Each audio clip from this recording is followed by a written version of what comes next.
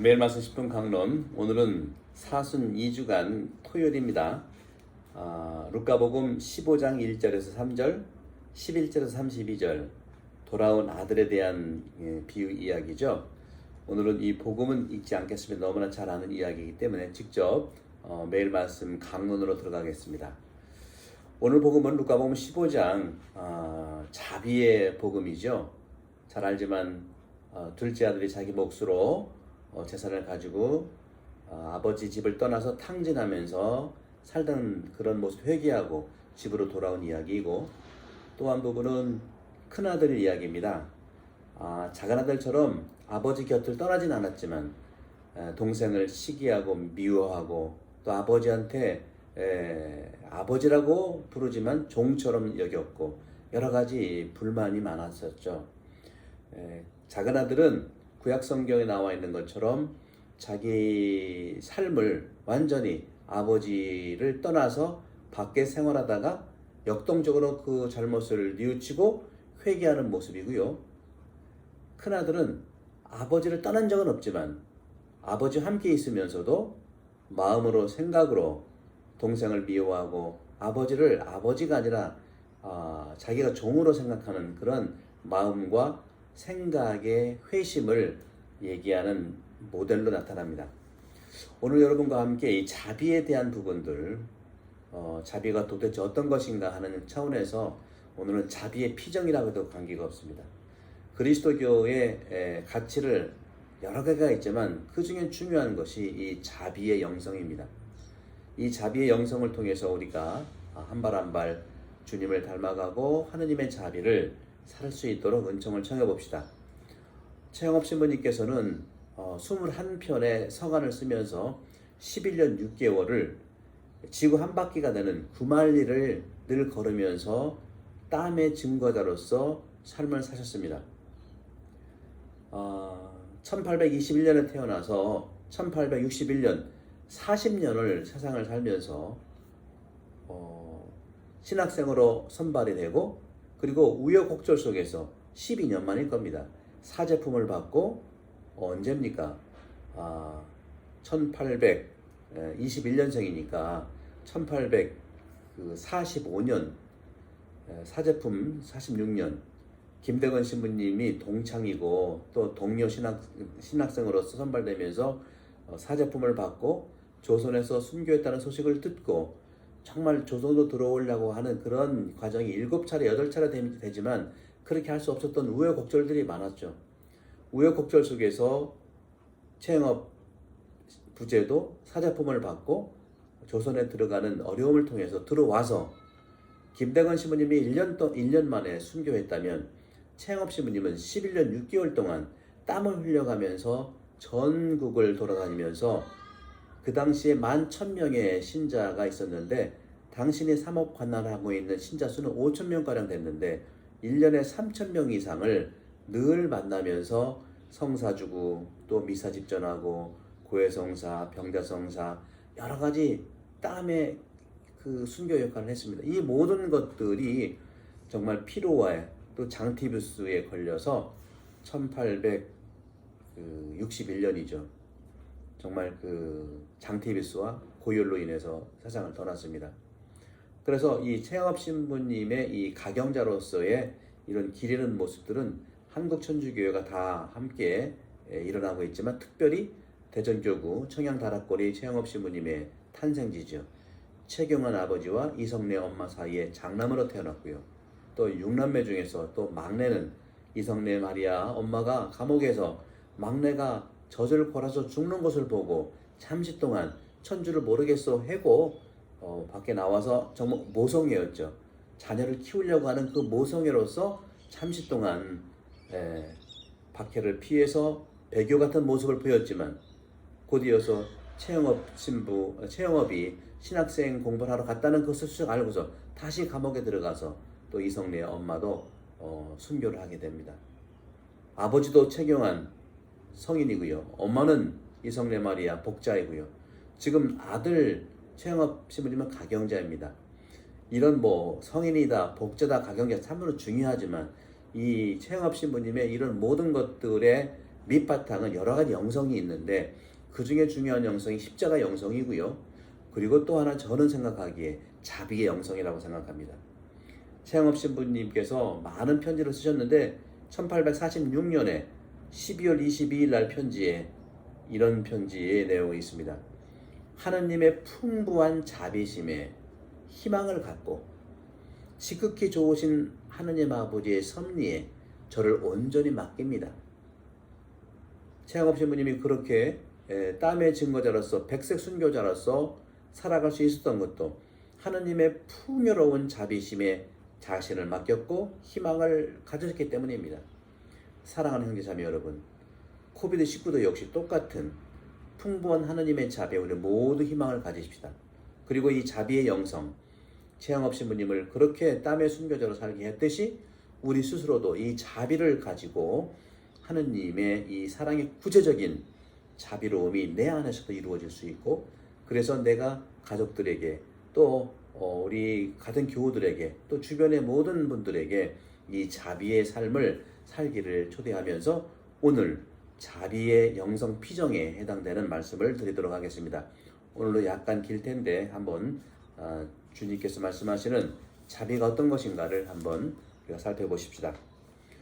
성경에서 자비라고 하는 뜻은 먼저 깊은 동정의 마음, 상대를 도와주는 사랑, 또 부모가 자녀에게 베푸는 사랑을 얘기합니다.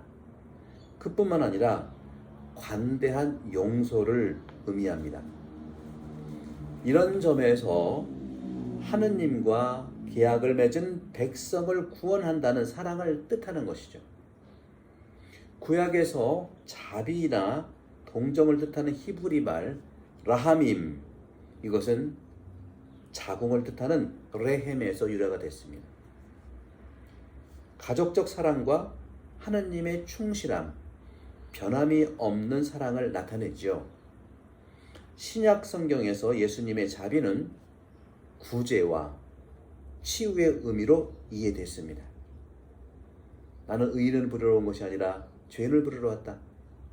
환자에게 바로 병원이 필요한 것처럼 하는 말이죠. 의사에게 환자는 의사가 필요하다는 말처럼요. 하느님은 처음부터 끝까지 인간의 비참함에 대한 연민을 드러내 보이신 것입니다. 그것이 자비죠. 그렇기 때문에 인간은 하느님 창조주를 본받았다 이웃에게 자비를 베풀어야 하는 그러한 초대를 받은 것입니다. 요한 바로 2세 성인 교황님께서는 하느님 자비에 관한 회칙, 자비로우신 하느님 1980년에 나온 회칙인데요. 여기에서 이렇게 말씀하십니다. 인간이 하느님의 자비로운 사랑, 즉 하느님의 자비를 입을 수 있는 것은 인간 자신이 이 사랑의 정신으로 변모해 자기 이웃을 대할 때라고 말합니다. 내가 이웃에게 자비를 대할 때 바로 하느님의 자비를 입을 수 있는 겁니다. 똑같은 거죠. 용서도 그렇죠. 저희가 저희에게 용서하듯이 저희 죄를 용서하시고 하는 거죠. 그런 점에서 요한 바로 2세께서는 신약 성경에 나오는 오늘 복음 되찾은 아들의 비유를 들면서 회개라고 하는 것은 인간 세계에서 사랑의 작용과 자비의 출현을 구체적으로 보여주는 제일 구체적인 사랑 표현이라는 말씀을 하십니다. 행복하여라 자비로운 사람들, 그들은 자비를 입을 것이다. 마태복음 5장 7절이죠. 이 복음 말씀처럼 자비야말로 그리스도 메시아 메시지의 근본을 이루면서 그리스도 사명의 본질적 능력을 이룬다고 6항에서 말하고 있는 것입니다. 그러면 우리가 말씀드리고 싶은 이 성경에서 구약 성경의 이서 자비는 세 가지로 나오는데요. 자궁을 의미하는 라하밈, 이 라하밈은 모성적인 자비, 여성적인 자비를 얘기합니다. 라하밈의 본래 의미가 자궁이라고 했지 않습니까? 모든 사람은 어머니의 이 자비의 공간인 이 자궁에서 10개월을 지내면서 인간으로 태어나는 생명을 받아서 태어나는 곳이죠. 따라서 인간의 고향은 자비입니다.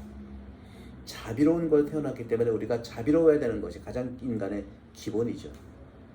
그리고 이 헤세드라고 하는 것은 남성적 의미의 자비인데 바로 아버지의 가정을 이루려고 하는 책임감을 얘기합니다.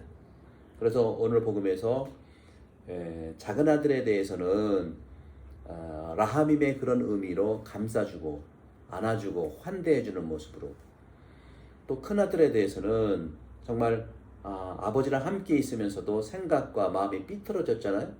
그 생각과 마음 삐뚤어진 것을 나무라지 않고 잘 설명해주는 아버지로서의 책임감, 자녀를 끊임없이 생각으로 마음으로 설명해주고 또 설명해주고 이해될 수 있도록 하는 책임감의 의미 헤세드. 또 후스라고 하는 말은 어쨌거나 이 자비라고 하는 것은요, 이 마음과 영혼으로 사랑한다는 걸 얘기하는 것이죠. 그런 점에서 신약 성경에서 오늘 루카복음 15장에 되찾은 아들의 이 비유는, 작은 아들이 아버지의 집으로 돌아오는 것은 구약 성경이 얘기하는 회개, 즉 행동의 변화를 보여주고요. 아버지의 자비는 작은 아들을 기다린다고 하는 이 기다림이 자비입니다. 저도 이제 우리 교우들을 위해서 기다리고 또 기다리는 그러한 영성을 저도 청합니다. 기다리는 것이죠. 우리 교우들을 위해서 기다리고 무엇이든지 기다려야 된다. 근데 참 안 돼요. 저도 그런 부분들을 자꾸 반성하면서 주님을 내 몸에 품고 주님께서 내 마음 안에서 움직여질 수 있다는 그 믿음을 가지고 늘 기다리는 은총을 청하도록 하겠습니다. 여러분도 기도해 주시기 바랍니다. 그런 점에서 큰아들한테서의 자비는 오히려 고를 부리고 오해하고 자기 동생이 들어왔는데도 집에 들어오지 않아요. 문 앞에서 그냥 하인들은 아우님이 돌아왔다고 이렇게 표현하는데, 정작 이 큰아들은 자기 동생 아우에 대해서 아버지에게 당신 아들이라고 표현을 해요. 나와 관계없다, 그런 얘기를 하는 것이죠. 그런 것을 아버지는 나무라거나 또 종이 아니라는 것을 법적으로 해결하는 것이 아니라 찾아 나서 설명하잖아요. 설명하는 것. 그런 설명하는 모습들이 찾아 나선다고 하는 것이 자비예요. 저도 그렇게 노력하겠지만 우리 모든 교우들도 성당 안에서 이루어지는 것들, 이해가 안 되는 부분들이 뭐가 또 있을 수 있겠죠.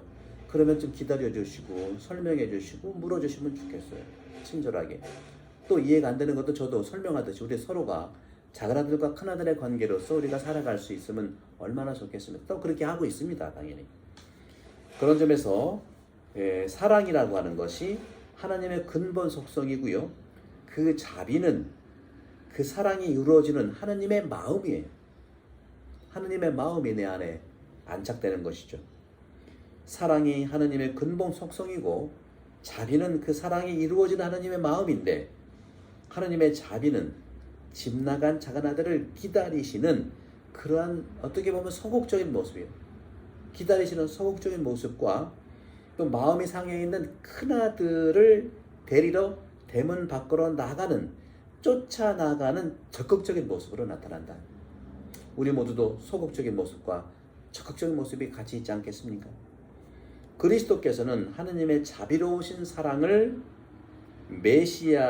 다시 말하는 메시아의 메시지 언어로 드러내고 복음 정신의 핵심을 구성한 것입니다. 자비로우신 하느님 사랑의 비유 중심에는 바로 아버지가 존재하고 있는 것입니다. 예수님께서는 자비로운 아버지의 모습을 통해 죄인에게 자비와 사랑을 보여주십니다. 이제는 아버지의 소극적인 모습이라고 볼 수 있는 아버지의 자비, 기다림에 대해서 한번 묵상해 보겠습니다. 되찾은 아들의 비유, 루카복음 15장에서 아버지는 아들을 자기 뜻대로 훈계하고 가르치며 이끄는 일방적이거나 완고한 모습을 보이지 않습니다. 제가 이 부분을 참 저도 많이 반성을 해요. 저는 학교에서 23년 있었고 또 신학 공부를 10년 이상 하면서 정말 33년 동안 몸에 밴 가르치라고 하는 이런 그 모습들 참 저도 이제 강의하는 것도 괜찮아 하고요. 제가 보다 대학생 때 저는 몰랐는데 강의를 하는 것을 참 힘들어하지 않더라고요. 그러니까 제가 23살에 저의 그런 그 하나님이 주신 탤런트를 느낀 거예요.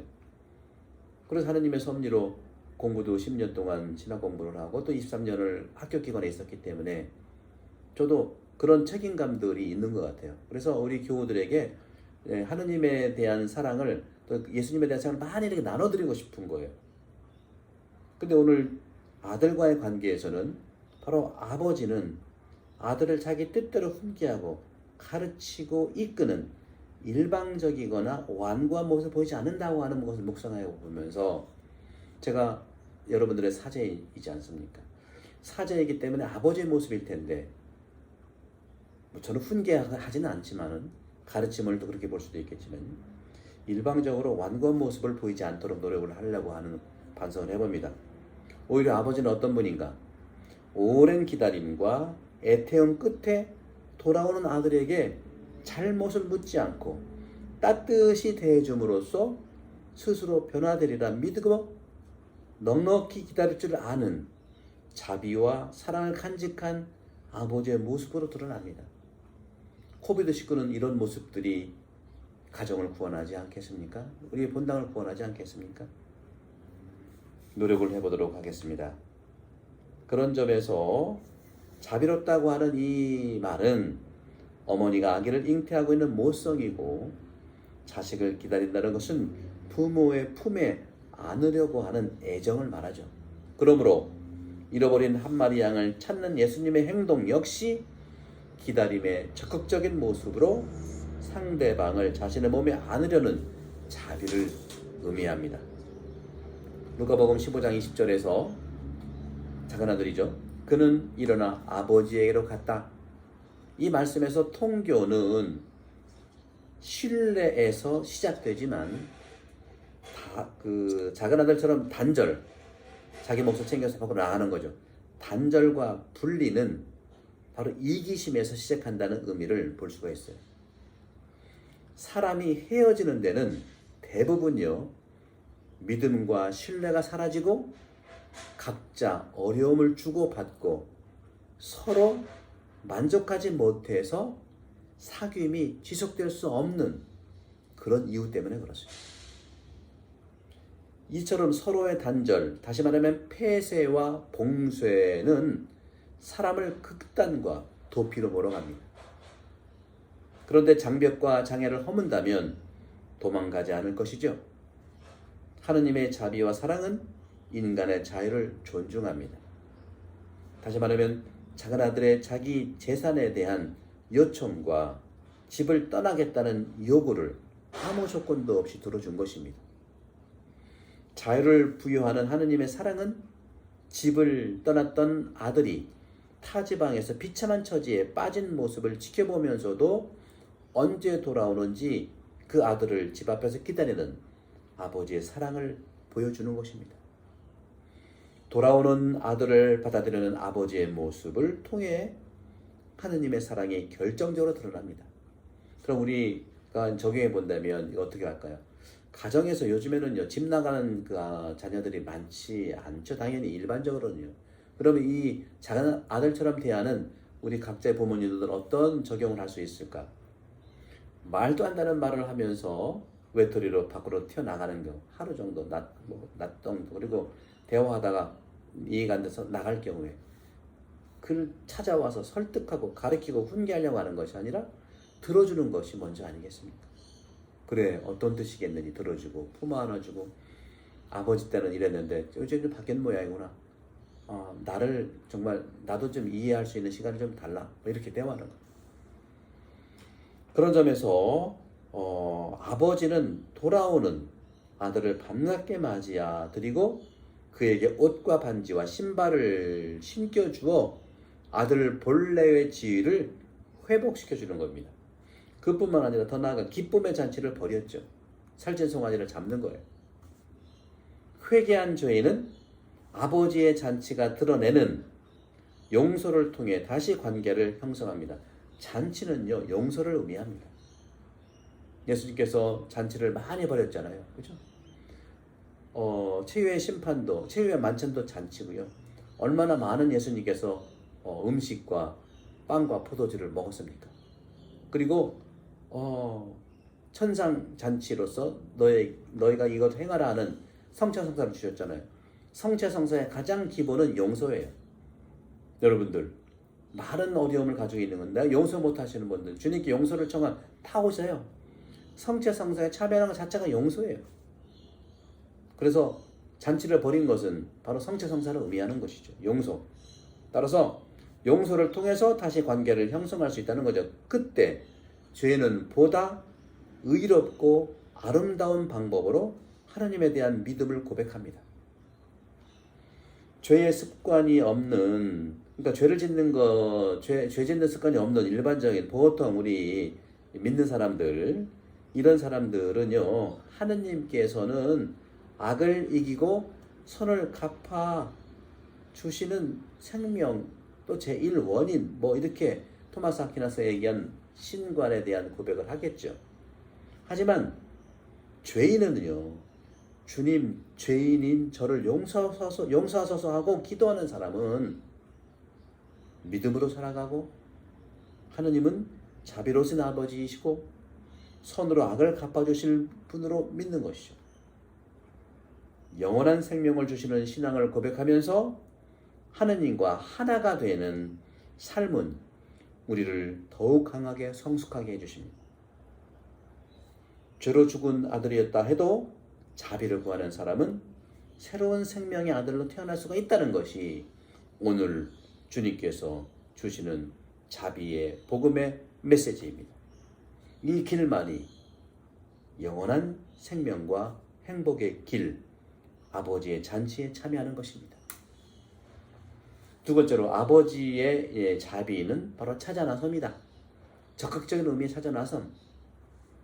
큰아들 이야기죠. 큰아들에게 복음이 말하는 것은 회심입니다. 다시 말하면 마음과 생각의 변화예요. 그걸 도와주는 거예요. 지적하는 것이 아니라 설명해 주는 것이죠. 큰아들은 작은아들과 달리 성실했어요. 아버지 집에서 일했어요. 얼마나 대단합니까? 그 부분을 강조해야 되겠죠. 하지만 큰아들의 속은 뒤틀려서 동생한테는 미움과 질투를, 아버지한테는 섭섭함을 드러냅니다. 큰아들은 하인이 아우님이 몸성이 돌아왔다고 해서 아버님이 살찐 송아지를 잡았습니다 하고 루카복음 15장 27에서 말하니까 그 말에 기분이 나쁘고 화가 났어요. 그런데 아버지는 문 밖에 나와 큰아들을 타이르십니다. 하지만 큰아들은 말합니다. 15장 29절이죠. 저는 여러 해 동안 종처럼 아버지를 섬기며 아버지의 명을 한 번도 어기지 않았습니다. 이러한 저에게 아버지는 친구들과 즐기라고 염소 한 마리 주신 적이 없습니다. 이거는 보통 우리 열심한 우리 그리스도인들에게 해당될 수도 있어요. 저에게도 해당될 수 있어요. 저 열심히 일했지 않습니까? 매일 말씀 복음 말씀을 하지 않습니까? 신학기도 하지 않습니까? 성실하게 많이 우리 교우들을 위해서 강론하고 또 예비자 교리하고 봉성체하고 병자면 무조건 찾아가고 또 본당을 체계적으로 우리가 하느님 나라와 같은 것을 이렇게 사모교들과 우리 교역장 반장이 이루지 않습니까? 이렇게 할 수 있거든요. 큰아들은 아버지와 자신의 관계를 주인과 종으로 여기는 듯 보입니다. 자비하신 아버지는 그런 태도도 그런데도 끊임없이 아들에 대해 자비로운 표현을 합니다. 15장 31절이죠. 얘야, 너는 늘 나와 함께 있고 내 것이 다 내 것이다. 여러분, 하느님 것이 다 우리 겁니다. 거기에 우리가 축복을 나눠야 되지 않겠습니까? 이어서 아버지는 큰아들에게 친절하게 속에 있는 말을 건넵니다. 너의 아우는 죽었다가 다시 살아났고 내가 잃었다가 되찾았다. 그러니 즐기고 기뻐해야 한다. 아버지의 이 작은 아들에게 보여준 자비는 바로 헤세드로서 정을 보이는 모습에서 나타나지만 책임감 있게 설명을 잘 해주시는 거죠. 아들에 대한 장남 교육이라고 할까요?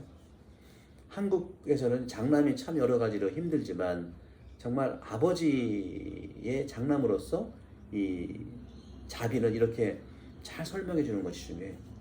자세한 설명이 아버지 남성들의 자녀에 대한 자비로움이다.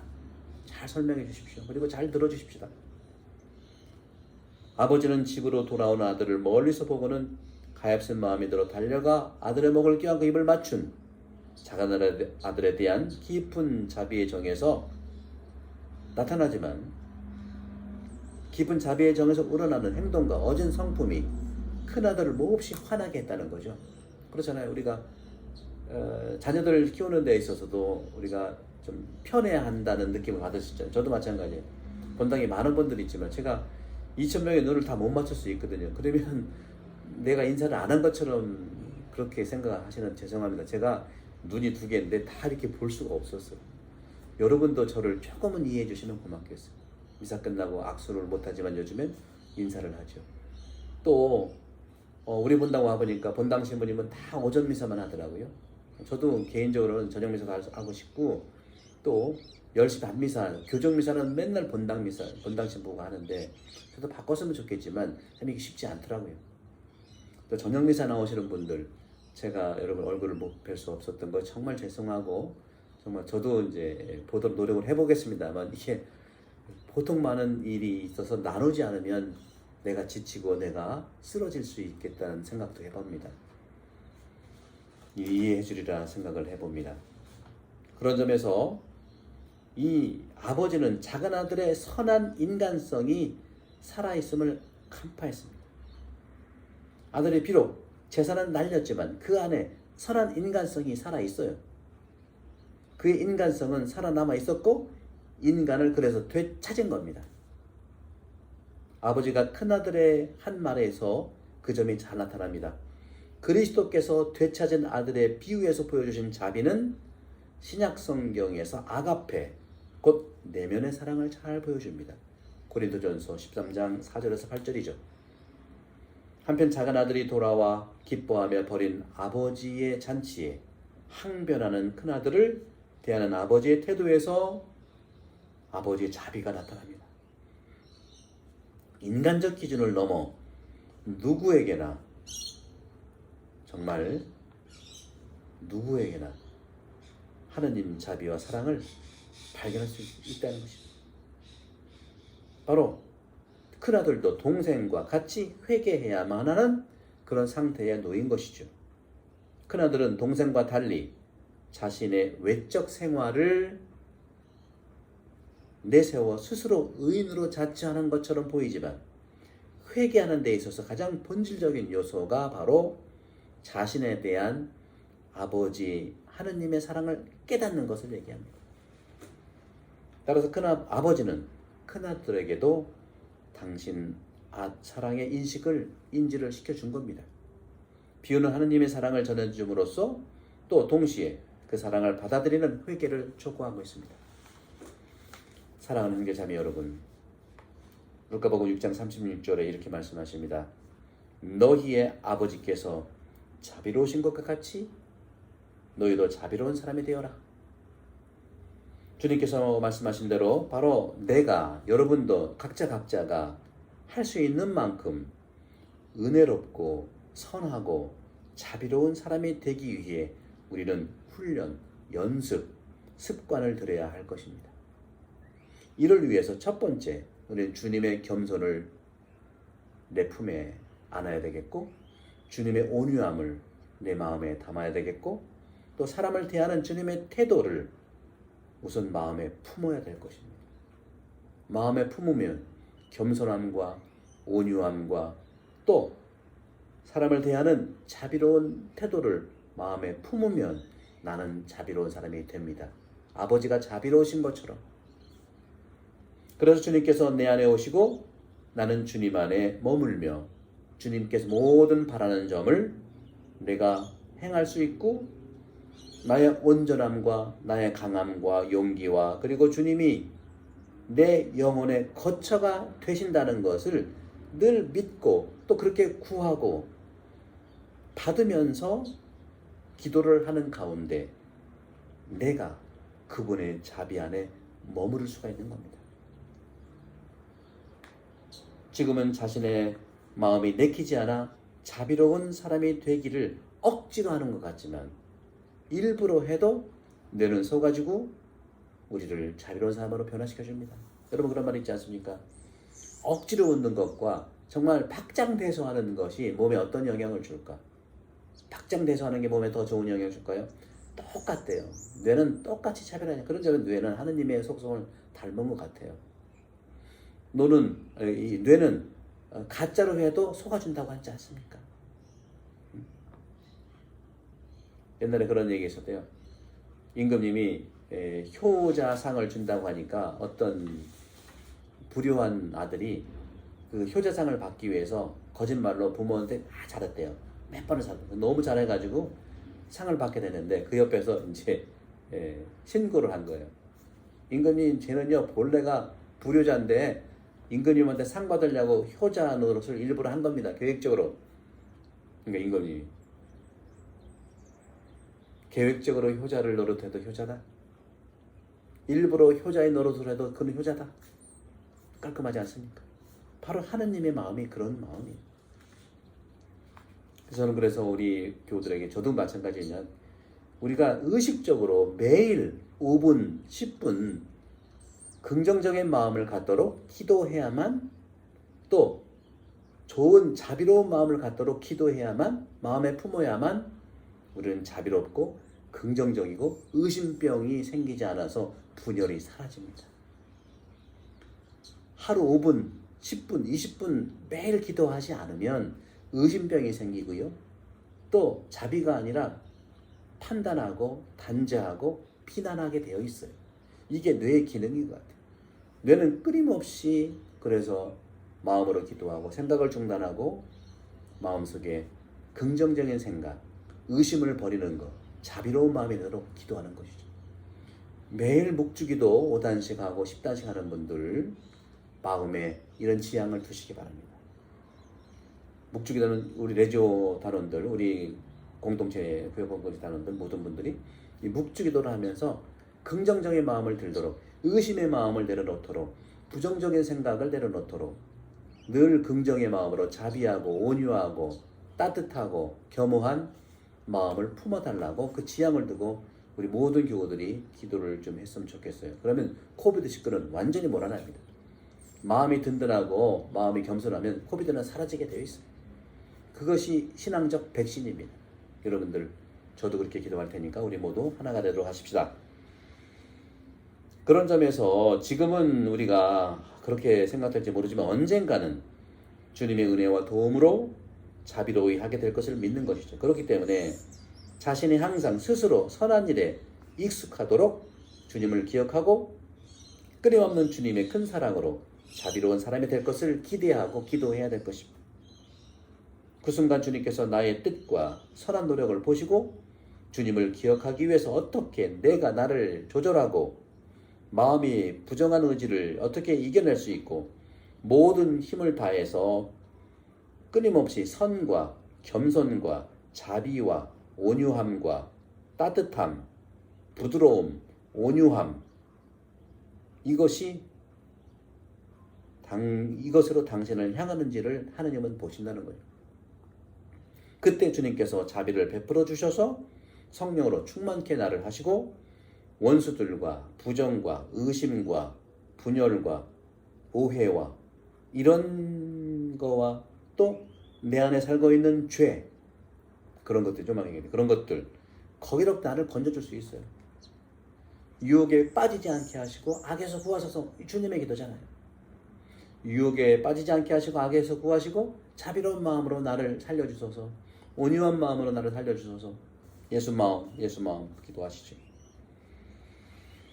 그때 가서야 나는 힘들지 않고도 모든 진리 가운데 주님의 모든 가르침을 행할 수 있을 겁니다. 더 정확히 말하면 주님께서 내 안에서 당신의 계명과 당신의 뜻을 움직여 실행하게 하신다는 것이죠.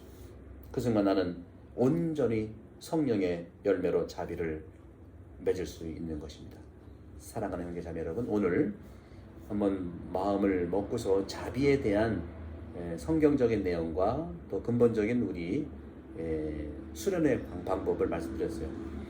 자비 수련이라고 하는 것은 제가 마지막에 말씀드렸던 너희 아버지께서 자비로우신 것 같이 너희도 자비로운 사람이 되어라, 이 루카복음 6장 36절의 내용을 수련할 수 있도록 제가 말씀드렸죠. 결국에는 하루에 5분도 좋아요, 여러분들. 10분도 좋아요. 5분, 10분, 20분이면 더 좋고요.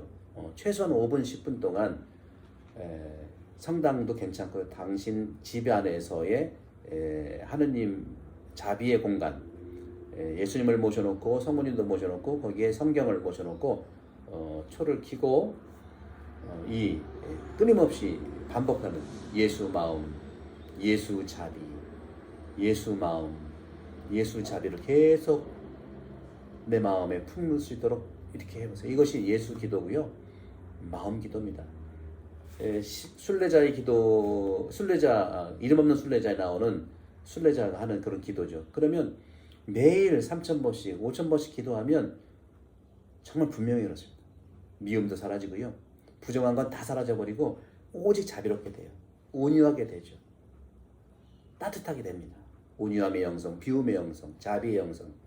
코로나19 시대에 필요한 자비 수련입니다. 여러분들 오늘부터 이 말씀을 들으신 다음에 하루에 5분도 좋아요. 10분은 더 좋고 최소한 20분 동안, 아니 반대로 얘기했네. 20분이 최고 좋고 10분도 괜찮고 최소한 5분 동안 들숨과 날숨을 내쉬면서 들숨 예수 마음, 예수 자비, 예수 마음, 예수 자비, 예수 마음, 예수 자비. 여기서 마음은 온유한 마음, 따뜻한 마음, 의심 없는 마음, 자비로운 마음, 그렇게 되는 거죠. 여러분들 예수 기도가 여러분 일상생활에서 큰 면역력이 떨치는 축복이 되기를 기도합니다. 공부와 성령 여러분 오늘 반복합니다. 감사합니다.